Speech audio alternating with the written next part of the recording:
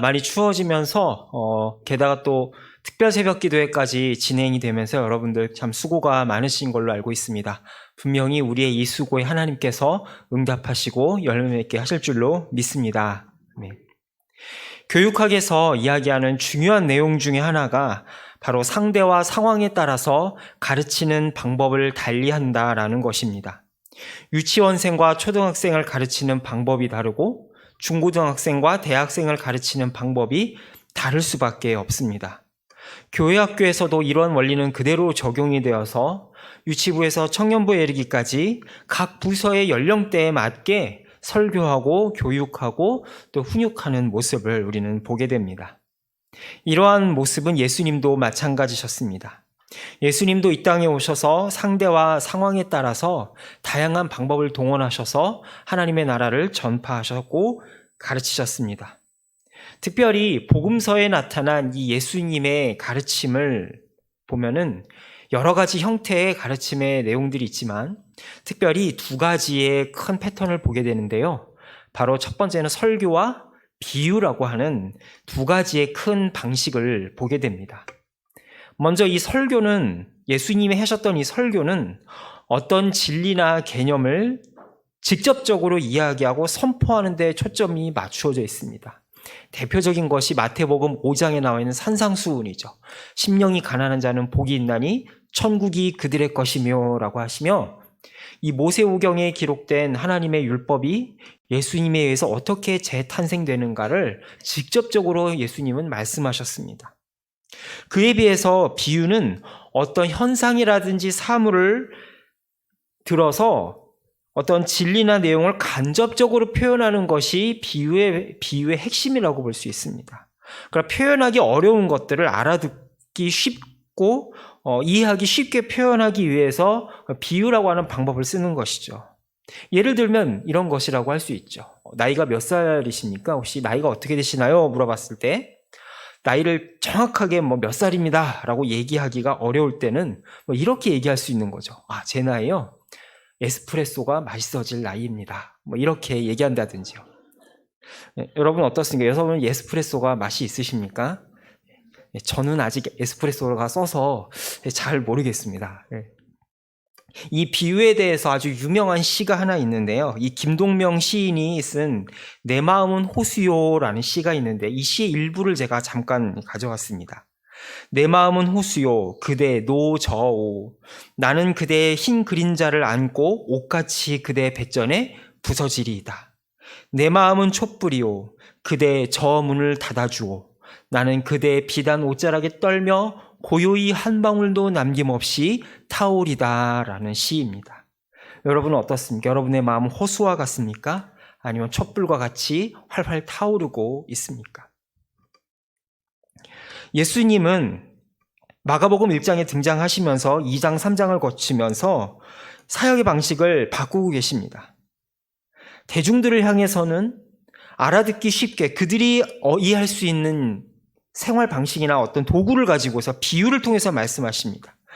그런 다음에 제자들을 따로 불러내어서 그 비유에 담긴 직접적인 의미와 깊은 의미를 아주 자세하게 풀어서 제자들에게 가르치시는 것을 보게 됩니다.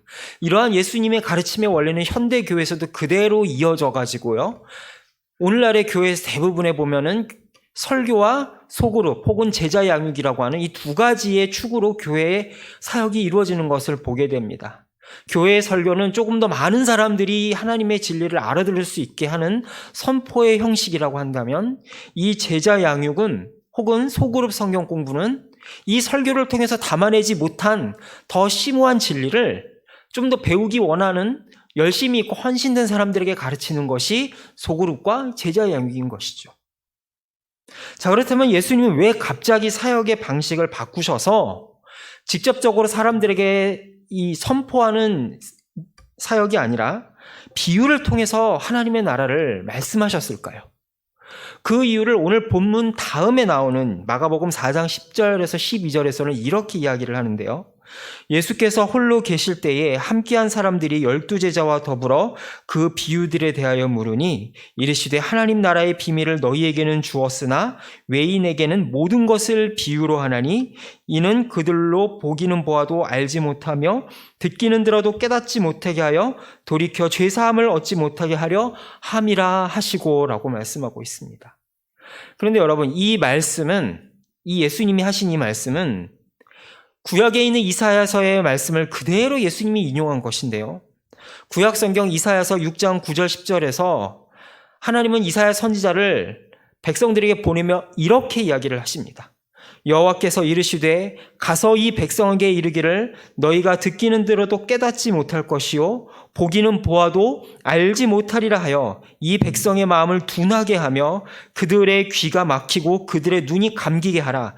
염려하건대 그들이 눈으로 보고 귀로 듣고 마음으로 깨닫고 다시 돌아와 고침을 받을까 하노라 라고 기록이 되어 있습니다. 이사야가 하나님의 부르심을 받아서 백성들에게 가서 회개하고 하나님께 돌아오라고 아무리 외쳐도 이스라엘 백성들은 깨닫지 못해서 결국에는 바벨론 침략으로 망할 수밖에 없을 것이다를 하나님이 전제하고 이사야를 보내는 것입니다. 여러분, 얼마나 기가 막힌 일입니까? 여러분, 설교자가, 복음 전도자가 하나님의 부르심을 받아서, 보냄을 받아서 가서 외치는 그 한 가지의 소망은 무엇인가요? 이 말씀을 들을 때에 이 말씀을 듣는 청중들이 깨닫고 돌아와서 주님 앞에 회복될 것이고 부흥할 것이다라는 조그마한 기대와 희망이라도 있기 때문에 그 소명에 순종하는 것 아니겠습니까?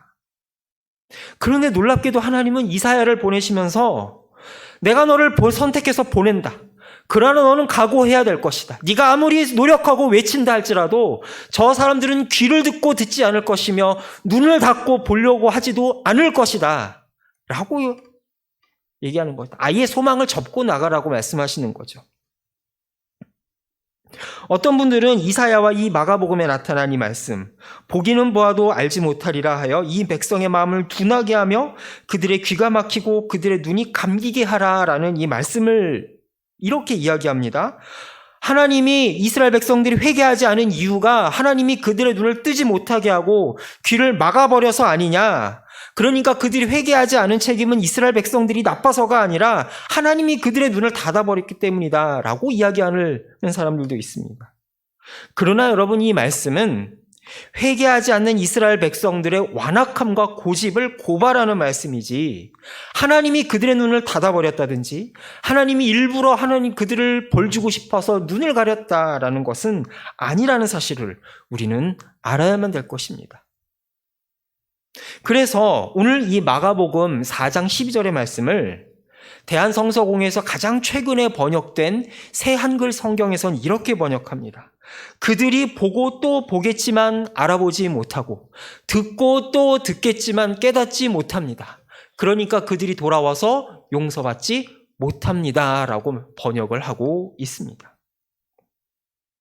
그러면 왜 이렇게 승산이 없는 전쟁터에 이사야를 그리고 당신의 아들을 보냈던 것일까요? 태평양 전쟁 때 미국과 일본이 큰 싸움을 벌였을 때에 이 진주만 습격 이후로 미 해군은 계속 일본 해군의 패하는 그런 기록을 세웠습니다. 그런데 이런 싸움의 판도를 뒤집은 결정적인 전쟁을 우리는 미드웨이 해전이라고 부르는데요. 지금은 미 해군이 세계에서 단연 탑이지만 그때만 하더라도 일본의 제국 해군이 미 해군보다 항공모함 수나 병사들의 수나 어떤 무기에 있어서 훨씬 월등했습니다. 그러니까 진주만까지 날아가서 폭격을 할 생각을 했던 것이죠. 그러니까 이 미 해군은 이 열세 속에서 이 싸움을 싸우기 위해서 어떤 선택을 했느냐? 인해 전술을 쓰기로 결정을 한 것입니다. 미 항공모함에서 수많은 어뢰를 탑재한 이 뇌격기들이 어뢰를 탑재한 항공기를 뇌격기라고 하는데 이 뇌격기들이 일본 항공모함을 향하여서 돌진을 하게 되었습니다. 1차 공격, 2차 공격, 3차 공격, 총 6차 공격에 걸쳐서 이 어뢰를 실은 뇌격기들이 일본의 아카기나 히류 같은 항공모함이 돌진을 했는데 그 수많은 뇌격기들 중에 단 한 발도 그 어뢰가 제대로 일본 항모를 타격하지 못하게 되었습니다. 그리고 이 뇌격기들을 막기 위해서 일본은 가만히 안 있죠. 그 항공모함에서 당시 2차 대전의 세계 최고의 전투기로 알려진 제로센 전투기를 날려서 그 모든 뇌격기들을 다 격파하고 있었습니다. 근데 무슨 일이 일어났느냐? 이 일본 항공기들이, 이 제로센 전투기들이 미 어뢰 함정기들을 막느라고 정신없는 틈을 타서 미 해군 본대에서 또 다른 폭격기들이 날아오게 되는데요. 이 일본 제로센 전투기 뇌격기들을 상대해서 정신없는 틈을 타서 결정적으로 한 방을 그 일본의 항공모함에 떨어뜨리게 됩니다. 근데 그때 마침 무슨 일이 있었느냐? 일본 항공모함 위에는 갑판 위에 뭔가 폭탄과 폭약이 잔뜩 실어져 있었는데 그 폭탄에다 폭약을 떨어뜨린 그 폭발이 어마어마했던 것이죠. 그런 식으로 결정적인 승리의 한 방을 만들어내게 되어서 미드웨이 해전은 승리를 거두게 되었고 그 이후로 결국 미 해군은 일본의 해군을 무찌르게 되었던 것이죠. 그 승리가 있기까지 미국의 그 뇌격기 6차에 걸쳐서 출동했던 수많은 뇌격기들은 그 결정적인 승리의 한 방을 위해 방패막이가 되었던 것입니다. 그런데 구약의 선지자들 이사야, 예레미야, 호세아, 에스겔을 비롯한 수많은 선지자들이 바로 이런 싸움, 자신들이 뛰어들면 어떻게 죽을지를 알면서도 뛰어들었던 그 뇌격기 전사들처럼 자기의 살아생전에는 그 결실을 보지 못하고 뛰어들어야만 했던 비운의 사명자들이었던 것입니다. 그런데 예수님이 그 선지자의 말씀을 인용하셨다는 것은 무엇을 의미할까요? 이사야가 활동하던 때와 수백 년이 지나서 예수님이 오셨을 때가 다르지 않았다는 것을 보여주고 있습니다. 예수님이 이 땅에 오시고 하나님의 나라를 선포하기 시작했습니다. 때가 찼고 하나님의 나라가 가까이 왔으니 회개하고 복음을 믿으라며 하나님 나라의 시작을 알렸습니다. 그러자 수많은 일들이 벌어졌습니다. 병자들이 낫고 배고픈 사람들이 배부르게 되었습니다. 몸과 마음이 아픈 수많은 사람들이 고침을 받으며 많은 사람들이 예수님에게 구름대처럼 몰려들게 되었습니다. 그런데 예수님은 거기에서 그치지 않았습니다. 예수님은 단지 구약의 예언자들처럼 하나님의 말씀을 전하고 병자들을 고치는 데서 그치는 것이 아니라 내가 죄를 사하는 권세도 가지고 있다. 내가 이 땅의 구세주다라고 하시며 성부 하나님만이 하실 수 있는 말과 행동을 하기 시작했던 것입니다. 예수님이 외쳤던 하나님의 나라, 그 실체는 다른 것이 아니었습니다. 예수님이 외쳤던 하나님의 나라의 실체는 바로 예수님 자신이었던 것입니다. 너희가 그토록 바라고 기다리던 하나님의 나라가 너희가 눈앞에서 보고 있는 나를 통해 이루어졌다라고 주님은 외치고 다니셨던 것이죠.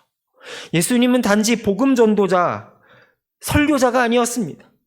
예수님은 설교자가 아니라 말씀 그 자체였습니다. 예수님은 복음 전도하러 오신 것이 아니라 복음 그 자체였던 것입니다. 예수님의 그 존재 자체가 바로 복음 그 자체였던 것이죠. 그러자 이 사실을 바라본 사람들은 그 반응이 극과 극으로 나뉘게 되었습니다. 그런 예수님의 말씀을 순순히 받아들였던 사람들도 있었던 반면 많은 사람들은 예수님에게 극렬하게 저항했습니다. 특별히 유대 종교 지도자들이 더 그러하였습니다. 누가복음 4장을 보게 되면 예수님이 고향 나사렛에 가서 회당에서 이사야 선지자 예언을 읽으시며 너희가 오늘 읽은 이 말씀이 나를 통해서 이루어졌다라고 얘기하자 분노한 사람들이 예수님을 절벽에서 밀어 떨어뜨려 죽이려고 하는 사건까지 일어났음을 보게 됩니다. 급기야 어디까지 갔느냐?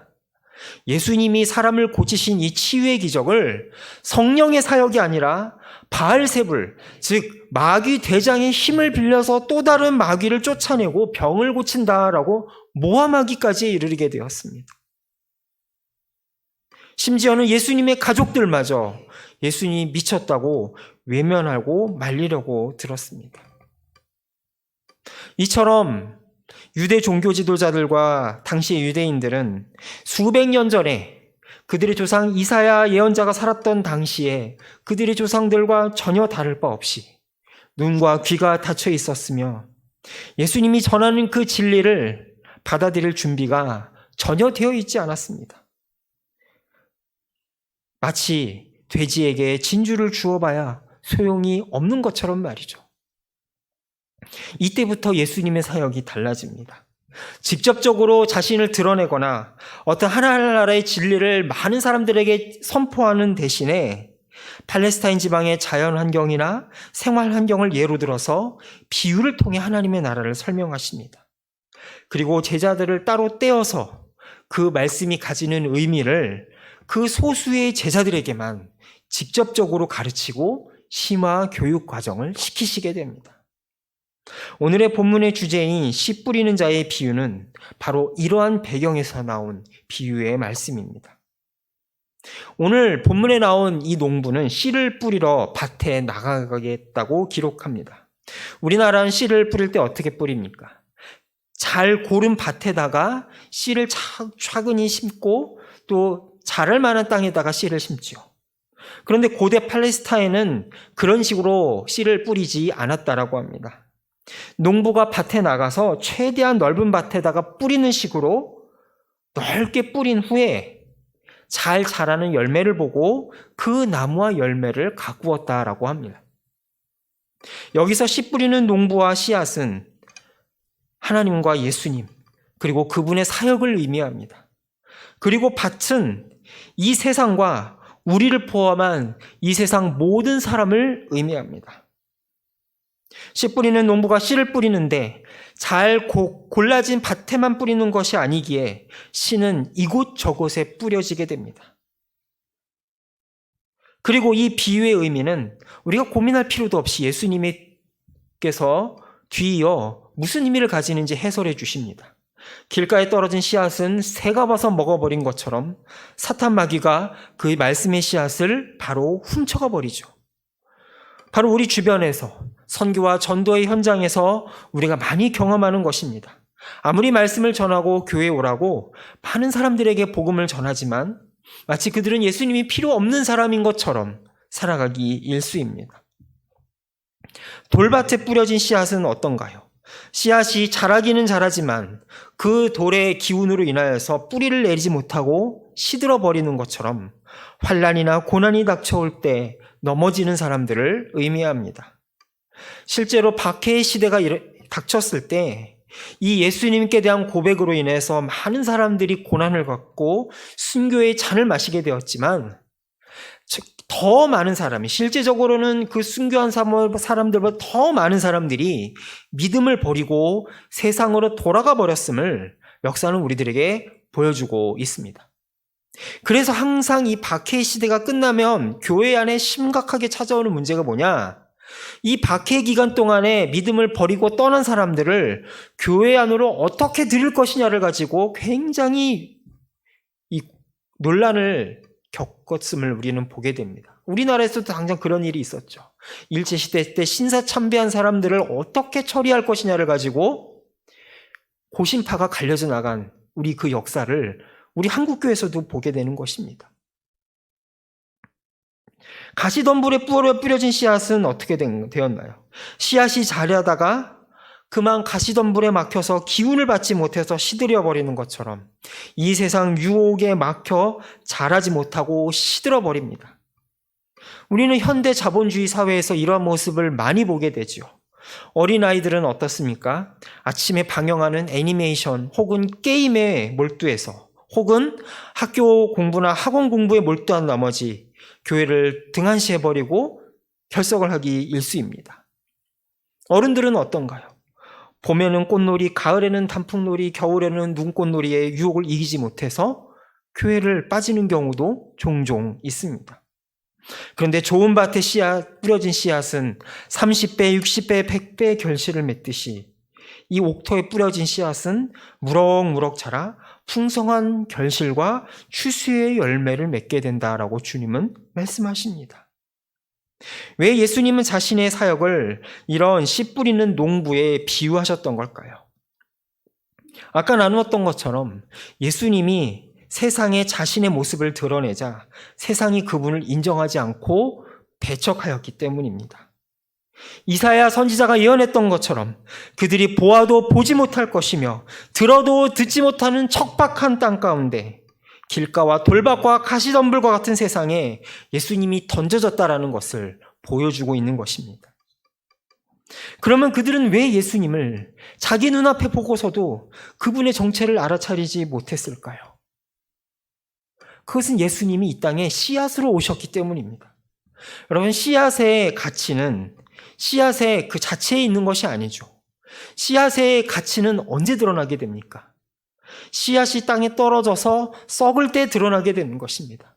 그래서 예수님이 뭐라고 말씀하셨습니까? 하늘의 밀이 땅에 떨어져 썩지 않으면 열매를 맺을 수가 없다라고 말씀하셨죠. 씨앗이 땅에 떨어지면 그 형체는 없어지지만 각종 열매를 맺음으로써 그 씨앗의 진가가 드러나게 됩니다. 벼의 씨앗이 떨어지면 벼가 있고, 과일의 씨앗이 떨어지면 과일이 맺히고, 꽃의 씨앗이 떨어지면 꽃이 피는 것처럼 말이죠. 예수님이라고 하는 이 씨앗이 세상에 심겨졌을 때 세상은 길가와 같이 예수님을 배척하였습니다. 예수님의 뒤를 따르겠다라고, 그분의 말씀을 받아들이겠다라고 수많은 사람들이 나섰지만 이들은 어떠했습니까? 돌밭과 가시덤불 같이 세상의 핍박과 유혹 아래 예수님을 떠나버리고 말았습니다. 심지어는 예수님의 12 제자들도 예외는 아니었습니다. 그런데 예수님은 어떻게 그분의 진가를 드러내게 되었을까요? 그 예수님이라고 하는 씨앗이 빌라도 법정에서 매맞고 십자가에서 죽은 후에 비로소 부활이라고 하는 놀라운 꽃을 피우게 되었습니다. 그리고 성령이 오심으로 말미암아 열매를 맺게 되었습니다. 그리고 그 복음의 씨앗은 퍼지고 퍼져서 마치 민들레 씨앗이 바람을 타서 흩어지는 것처럼 우리에게까지 이르게 되었습니다. 그리고 오늘 우리들은 우리의 삶의 현장에서 마치 2000년 전에 예수님이 마주하였던 것과 똑같은 사람들, 똑같은 상황, 똑같은 정황을 맞이하고 있습니다. 어떤 이들은 말씀을 배척하고 어떤 이들은 세상의 유혹과 시련에 자신의 연약함으로 인하여서 예수님을 떠나가 버립니다. 특별히 현대 사회는 자본주의 논리가 지배하는 사회이지요. 그래서 현대 교회에서는 최소의 비용으로 최대의 효과를 뽑아내자라는 논리 아래 옥토에다 말씀을 뿌리자라고 이야기합니다. 선교의 사역의 결과가 좋은 곳에만 우리가 힘을 쏟자라고 이야기를 합니다. 분명히 오늘 말씀을 보면 좋은 곳에 씨앗을 뿌리면 풍성한 열매를 거두고 그러지 못한 곳에 씨를 뿌리면 그러지 못한 결과를 얻는 것은 분명합니다. 자, 그럼 여러분, 좋은 밭과 나쁜 밭의 기준은 도대체 누가 정하는 걸까요? 풍성한 수확과 그러지 못한 수확의 기준은 누가 정하는 걸까요? 오늘 말씀에 나온 씨 뿌리는 자의 비유의 핵심은 밭에 있는 것이 아니라 뿌리는 사람, 바로 농부의 모습에 초점이 맞춰져 있다는 사실을 우리는 잊어서는 안 될 것입니다. 만일에 농부 대신 하나님께서 최대한 효율을 고려하여서 30배, 60배, 100배의 결실을 거두어야 된다면 애초에 씨를 뿌릴 때 어떻게 뿌려야 됩니까? 옥토에다 골라서 뿌려야 되지 않겠습니까? 그런데 농부는 그렇게 뿌리지 않았습니다. 처음부터 씨를 흩어져서 모든 밭에다가 다 뿌리고 있습니다. 이러한 농부 대신 하나님의 모습을 요한복음 3장 16절에서 이렇게 이야기를 합니다. 함께 요한복음 3장 16절 읽어보실까요?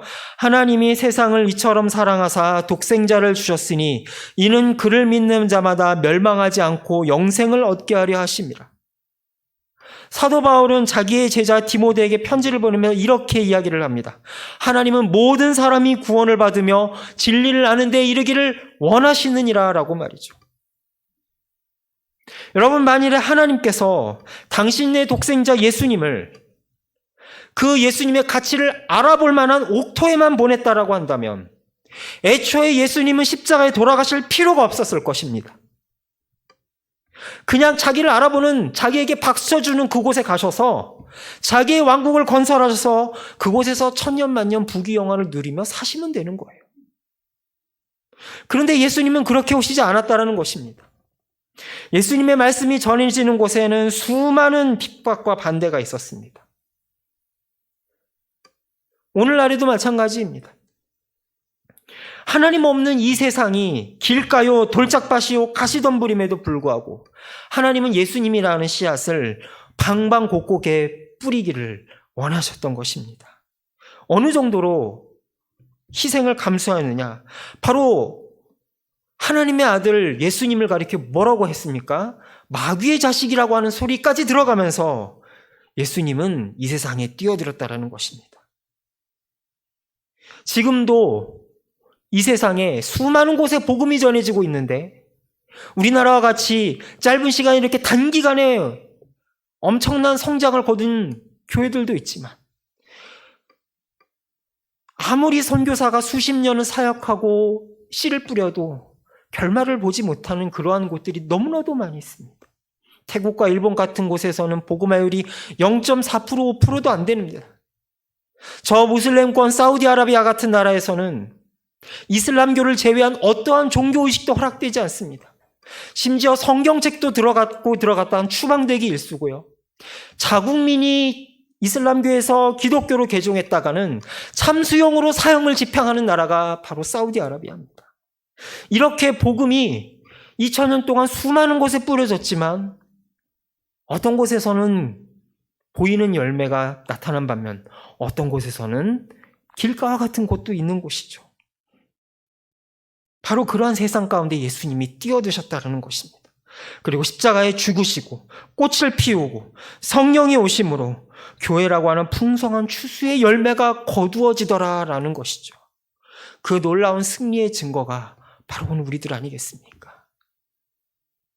여러분, 오늘 우리들의 모습을 돌아보시기 바랍니다. 여러분, 우리는 24시간 365일 옥토라고 자신할 수 있을까요? 여러분, 만일 예수님이 옥토에다만 씨앗을 뿌리러 왔다면 우리에게 과연 복음이 전해질 수 있었을까요? 여러분, 우리들도 때로는 돌밭처럼 환난으로 인해 쓰러지고 가시덤불과 같은 유혹에 넘어지며 때로는 길가와 같이 아예 하나님 두기를 싫어할 때도 있는 것이 오늘 우리들의 솔직한 모습 아니겠습니까? 그런데도 하나님은 이런 우리의 상태와 상관없이 계속해서 말씀을 뿌리고 계십니다. 뭘 보고 그렇게 하시는 걸까요? 우리 속에 가시덤불이 있고 돌밭이 있어도 언젠가는 풍성하게 열매 맺을 그날이 있기 때문에 하나님은 우리에게 말씀의 씨앗을 우리에게 심고 또 심고 계신다는 사실을 믿음으로 바라볼 수 있기를 소망합니다. 이렇게 우리의 모습과 상관없이 하나님의 성실하심과 그분의 사랑으로 쏟으신 그 사랑으로 주님은 우리에게 무엇을 분부하실까요? 내가 너희에게 성실하고 최선을 다한 것처럼 너도 세상에 나가서 나의 거룩한 씨앗을 뿌리라고 주님은 우리들에게 도전을 하십니다. 씨를 뿌리는 것이 꼭 전도나 선교나 교회의 사역만 있는 것은 아닙니다. 우리의 삶의 현장에서 하나님의 말씀대로 살려고 노력하는 그 모든 것들이 씨앗을 뿌리는 일이라는 사실을 우리는 잊지 말기를 간절히 소망합니다. 지금 당장은 말씀대로 살면 손해볼 것 같고 질 것 같은 상황이지만 그 씨앗이 뿌려져서 썩어갈 때에 하나님은 우리에게 놀라운 열매, 30배, 60배, 100배 열매를 맺게 해주신다라는 것이죠. 어쩌면 우리에게 그 씨앗의 결과가 보이지 않을 수도 있을 것입니다. 살아생전에 우리는 그 결과를 보지 못하고 죽을 수도 있을 것입니다. 마치 2000년 전에 예수님이 오셨을 때와 똑같이 그런 똑같은 상황이 지금도 반복된다는 것이죠. 무슨 상황입니까? 여러분, 예수님이라고 하는 분이 예배당 안에 앉은 우리에게는 존귀하고 소중한 분이지만 믿지 않는 사람들에게는 건축자가 쓰다 남아서 버린 돌무더기에 불과한 분이 바로 예수님 아닙니까? 그래서 오늘 예수님은 뭐라고 얘기하죠? 들을 귀 있는 자는 들을지어다라고 말씀하시죠. 믿음의 눈이 열린 우리에게는 예수님이 소중하지만 믿음의 눈이 열리지 않고 닫히고 어두운 자들에게는 예수님이 그저 잘해야 4대 성인 중에 한 분뿐인 것입니다. 그러나 예수님이 십자가에서 죽으심 먹고 부활하심으로 그 씨앗의 열매를 분명하게 보여준 것처럼 우리가 이 땅에서 눈물을 뿌리며 심는 그 씨앗은 최종 결실을 보는 날이 반드시 있다라고 성경은 우리들에게 약속해 줍니다. 그날은 언제일까요? 바로 예수께서 이 땅에 오셔서 새 하늘과 새 땅을 여시며 새 예루살렘을 이 땅 가운데 펼치실 때에 우리가 심은 그 모든 거룩한 씨앗의 최종 열매를 우리는 보게 될 것입니다. 그럼 그날을 기다리는 우리가 해야 될 일은 무엇일까요? 예수님이 길가와 돌밭과 가시덤불을 가리지 않고 좋은 밭을 가리지 않고 씨를 뿌린 것처럼 거친 세상 가운데, 거친 우리의 심령 가운데 하나님의 말씀을 씨앗을 쉬지 않고 뿌리는 귀한 주님의 일꾼 될 수 있기를 소망합니다. 이 시간 우리가 함께 기도하실 때 주님, 예수님이 거룩한 씨앗이 되시고 농부가 되셔서 이 땅에 뿌려지고 뿌리신 것처럼 우리의 삶과 세상 가운데 하나님의 거룩한 씨앗을 뿌리는 거룩한 농부 되게 해주시옵소서. 함께 기도하겠습니다. 또한 특별 새벽 기도회가 진행 중에 있습니다. 하나님이 주시는 형통을 경험하며 하나님이 주시는 풍성한 결실을 경험하는 그러한 기도회가 되게 해주시옵소서. 함께 기도하겠습니다. 또한 특별히 내일은 수능일입니다. 하나님 수험생들을 지켜주셔서 아버지 하나님 좋은 결과 있게 해달라고 함께 합심해서 기도하도록 하겠습니다. 살아계신 아버지 하나님, 이 시간 간절히 소망하며 아버지 앞에 하나님의 음성을 듣기를 소망하며 나아갑니다. 아버지 하나님, 예수님이 거룩한 씨앗을 뿌린 것 같이 우리도 세상과 삶 가운데 하나님이 주시는 거룩한 씨앗을 뿌릴 수 있도록 도와주시옵소서. 때로는 우리가 보기에 결실하지 못하는 것 같고 아버지 척박한 환경이 바로 이 세상이지만 그러나 하나님께서 분명히 열매 맺게 주실 것을 믿음으로 바라보게 해주시옵소서. 이 씨앗을 심기 위해서 우리가 새벽 기도회를 진행하고 있습니다. 아버지 하나님, 하나님께서 주실 형통을 경험하며 아버지 하나님 주시는 결실을 경험하게 하여 주시옵소서. 아버지 하나님, 내일은 수능날입니다. 하나님 아버지, 이 날을 위해서 수고하고 무거운 짐지는 자들 아버지 쉼을 얻게 하여 주시고 아버지 하나님, 그들이 인생의 첫 관문이 아버지 하나님 주님 안에서 아버지 순조로이 이루어질 수 있도록 주께서 함께 하시며 복을 내려주시옵기를 간절히 소망하며 기도합니다.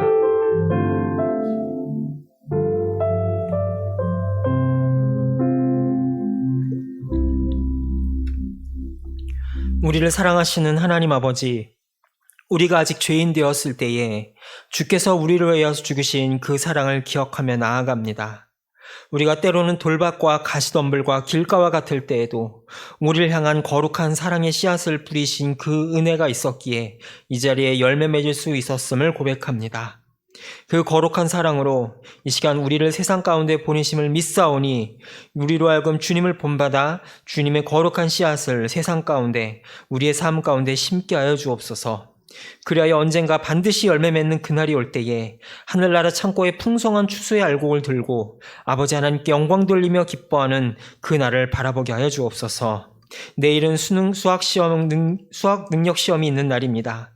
이 날을 위해 애쓰고 수고한 모든 수험생들을 위로하여 주시옵소서. 내일 시험장에서 최선을 다해 준비한 모든 것을 발휘할 수 있게 주께서 간섭하여 주옵소서. 또한 결과에 상관없이 하나님이 주시는 평안함과 기쁨으로 그들을 채워 주시옵소서. 우리의 농부 되신 예수 그리스도의 이름으로 기도합니다. 아멘.